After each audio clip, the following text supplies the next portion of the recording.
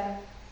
Kali ini saya akan bertutur yang sudah pasti seru. Cerita ini saya ambil dari buku Cerita Rakyat Kebumen, karya Anisha Sheila MR dan kawan-kawan yang berjudul Legenda Desa Logede.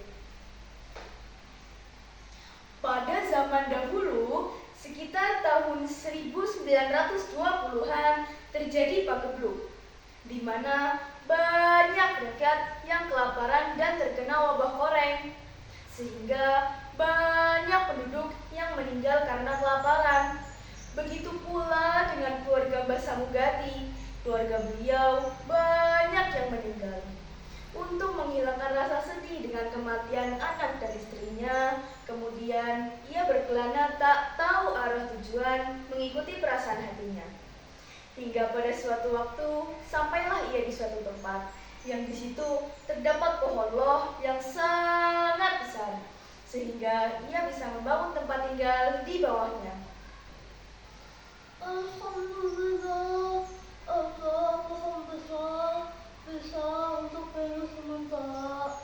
Pohon-pohon ini bisa saya gunakan untuk membuat tempat tinggal. Akan saya bangun dulu dan bertempat tinggal di sini. Beliau berjalan-jalan hingga merasa kehausan. Kemudian ia mencari sungai, kalau-kalau ada sungai di sekitar situ. Karena sudah capek dan tidak menemukan sungai, kemudian ia pun kembali ke bawah pohon untuk berbaring di dekatnya dan beristirahat. Sambil beristirahat, ia merenung. Tiba-tiba terdengar suara kelapa yang jatuh ke dalam air. Bum! Lalu ia pun bangun dan mencari dari mana sumber suara tersebut. Sepertinya tadi suaranya berasal dari sini. Di mana ya? Kok di situ seperti ada kilauan air ya? Lalu ia pun mendekat dan melihat ada beji, sumur alam. Kemudian ia mencari alat untuk mengambil air. Dicarinya pelepah daun pinang yang sudah kering untuk alat menjadi air dan pelepah daun pisang sebagai talinya. Kemudian ia merangkainya menjadi sebuah alat untuk mengambil air. Air itu digunakannya untuk minum dan juga mandi. Kemudian ia pun merasa lapar dan ingin makan. Ia pun mencari makanan dan melihat ada singkong, pisang, dan juga banten. Diambilnya pisang tersebut dan memakannya.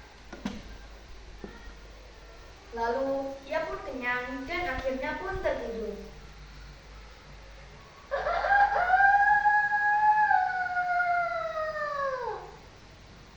Waktu pagi, Mbah Samugati terbangun karena mendengar suara ayam hutan berkokok.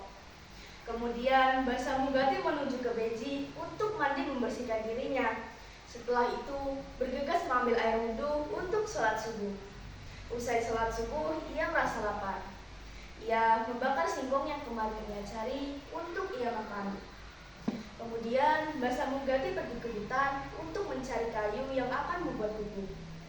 Di tengah perjalanan mencari kayu untuk membuat bubuk, Mbah Samugati bertemu dengan seorang anak kecil. Anak kecil itu pun berkata, Kek, apakah boleh meminta makananmu? Aku sangat lapar. Aku belum makan dari kemarin. Oh, ini nak, silakan makan. Tapi, bagaimana dengan kakek? Bukankah ini makan untuk kakek? Jangan apa-apa, kakek sudah makan tadi. Tetapi, apakah kau mau ikut kakek mencari bahan-bahan untuk membuat pupuk? Nanti kamu ikut tinggal bersama kakek. Bagaimana? Apakah kau mau? anak itu pun menjawab tawaran kakek tersebut dengan senang hati. Mau, kek. Mau banget. Makasih ya, kek. Anak itu pun melanjutkan perjalanan. Di tengah perjalanan mencari kayu untuk membuat bubuk, kakek melihat pohon bambu dan mendapatkan ide. Kakek menebang cukup banyak bambu dan membawanya pulang bersama anak kecil itu. Kakek membuat anyaman-anyaman dari bambu untuk dibuat dinding. Keesokan harinya, mereka mencari daun kelapa untuk dianyam. Setelah semua bahan siap, kakek mulai merakitnya menjadi sebuah gubuk yang akan ia tinggali. Akhirnya gubuk itu pun jadi.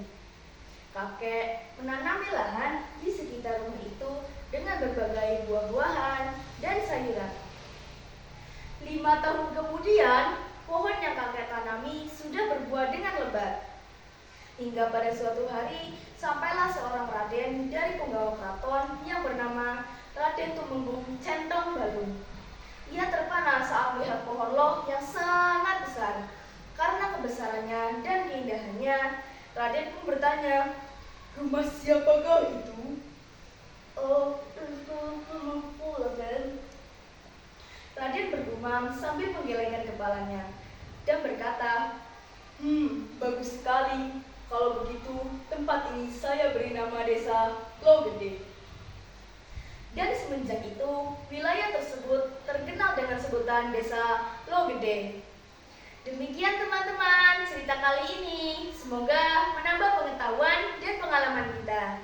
Batu pecah dibenturkan, rusak bunga di tengah taman. Terima kasih saya haturkan untuk semua mendengar. Wassalamualaikum warahmatullahi wabarakatuh.